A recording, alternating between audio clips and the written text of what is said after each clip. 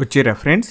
So ఇంతకుముందుకు ఒక విషయం చెప్పినుండే నేను, సొలోనాలో మనకి ఒక ప్లానింగ్ ఉంటుంది, దానికోసం వెయిటింగ్ అని. సో ఇక్కడ నాకు ఒక ఇంపార్టెంట్, చాలా చాలా ఇంపార్టెంట్ ఏరియా కాబట్టి నాకు చాలా బాగా నచ్చింది ఇది, అందుకే నేను ఇది పెట్టిన.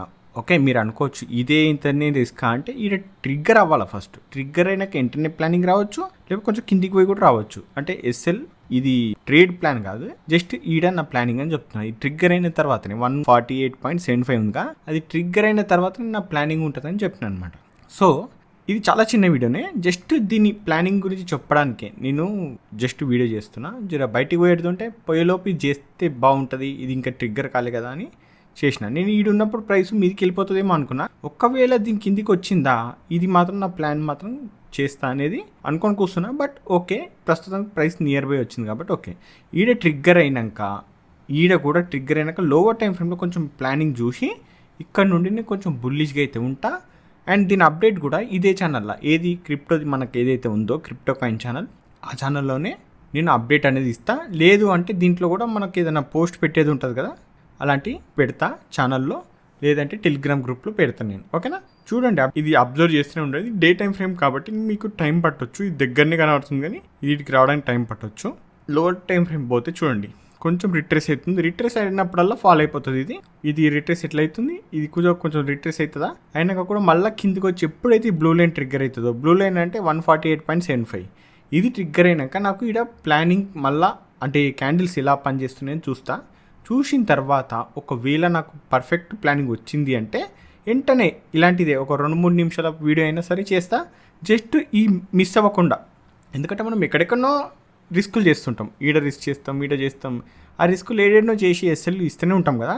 ఇచ్చేది ఏదో ఎస్ఎల్ కొంచెం బెటర్ ప్లానింగ్ ద్వారా, బెటర్ డిమాండ్ ద్వారా చేసుకుంటే అప్పుడు మాత్రమే బాగా వర్కౌట్ అవుతుందని నా ఉద్దేశము.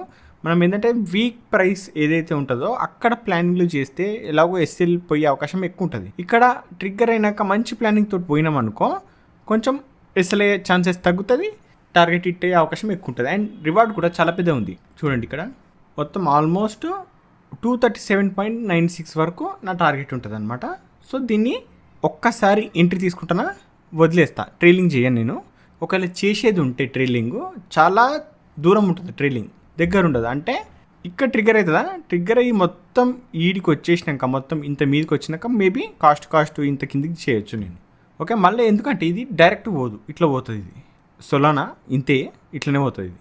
సో అంటే ఇక్కడ ఉన్న ప్రైస్ని బేస్ చేసుకొని చెప్తున్నా, అది చక్కగా అయితే పోదు, జర అప్ అండ్ డౌన్ పోతుంది. అందుకే ఈ ట్రైలింగ్లు చేసుకుంటూ పోతే కొట్టేస్తుంది అనమాట. అందుకే ట్రైలింగ్ జనరల్ చేయను, మరీ మొత్తం 50%కి మించిపోతే కొంచెం కాస్ట్ నియర్ బై కొంచెం ప్రాఫిట్లో పెడతా. తర్వాత ఇది ఆల్మోస్ట్ టార్గెట్ దగ్గరికి పోతే కింద ట్రైల్ చేస్తా. అంటే నాకు మొత్తం క్లైమాక్స్కి రావాలా. క్లైమాక్స్ అంటే ఇది టార్గెట్ దగ్గరకు వస్తేనే దగ్గరికి చేసేస్తా, అంతకుమించి చేయను అనమాట. సో ఇది అబ్జర్వ్ చేయండి. చూడండి, ఇది నేను కాయిన్ బేస్ది తీసుకున్న సొలానా $US కాయిన్ బేస్ది. ఇదే చార్ట్ చూడండి, వేరే చూడకండి. ఓకే, ఎందుకంటే నేను ఫాలో అవుతుంది ఇదే కదా. ఒక్కొక్క దాంట్లో ఒక్కొక్క లెవెల్స్ ఉంటాయి, కొంచెం మారిపోతాయి అనమాట. చాలా జాగ్రత్త చూసుకోండి. ఓకేనా, అబ్జర్వ్ చేయండి. అంటే క్రిప్టోలో ట్రేడ్ చేసే వాళ్ళు చాలా తక్కువ ఉంటారు, బట్ తక్కువ ఉన్నా కూడా ప్లానింగ్ అయితే బెస్ట్ ఉంది. ఇది చూసుకుందాం మనం. ఇది లోవర్ టైం ఫ్రేమ్ ట్రిగ్గర్ అయినాక, అంటే ఇది బ్లూ లైన్ ఏదైతే ఉందో ట్రిగ్గర్ అయినాక డైరెక్ట్గా ప్లాన్ చేస్తా, కొంచెం పొజిషన్ ప్లానింగ్ చేసుకుంటా. అండ్ లోవర్ టైం ఫ్రేమ్లో కూడా నాకు ఇంకా కన్ఫర్మేషన్ వచ్చింది అనుకో, అప్పుడు నేను ఈ ఛానల్లో ఇంకో వీడియో చేసి పెడతా. అంటే ట్రిగ్గర్ కాకముందుకే, ట్రిగ్గర్ అయినాక కాదు, మళ్ళీ అప్పుడు యూజ్ ఉండదు కదా పెడితే. సరేనా, లాస్ట్ టైము 2 టార్గెట్లు ఇట్టని, ఒకటేమో 1600 పాయింట్లు, 16,000 పాయింట్లు అండ్ 10,000 పాయింట్. 10,000 అయితే చాలా బ్యూటిఫుల్గా పోయింది. 16,000 ఏంటంటే చాలా టైం పట్టింది అనమాట. ఎస్ఎల్ తీసుకున్నాక తర్వాత మళ్ళీ ఇంకో ట్రేడ్ చేస్తే వచ్చింది అది. ఇంకోటి ఏంటంటే ఒకటి ఫెయిల్ అయింది. ఓకే, 1-2 ఫెయిల్ అయినాయి, అవి ఎస్ఎల్ ఇచ్చేసినాం. ఇది కూడా బాగుంది, నాకైతే తెలిసి చాలా బాగుంది, అందుకే దీంట్లో ప్లాన్ చేస్తున్నాను అనమాట. చూద్దాం ఏం జరుగుతుందో, ఎస్ఎల్ ఇస్తుందా మరి ప్రాఫిట్ ఇస్తుందా చూసుకుందాం. ఓకేనా, ఫైన్. సో ఫ్రెండ్స్, ఈ వీడియోలో మాత్రం ఇంతే. మళ్ళీ నెక్స్ట్ వీడియోలో మళ్ళీ కలుసుకుందాం. అంతవరకు ఉంటాను, బాయ్.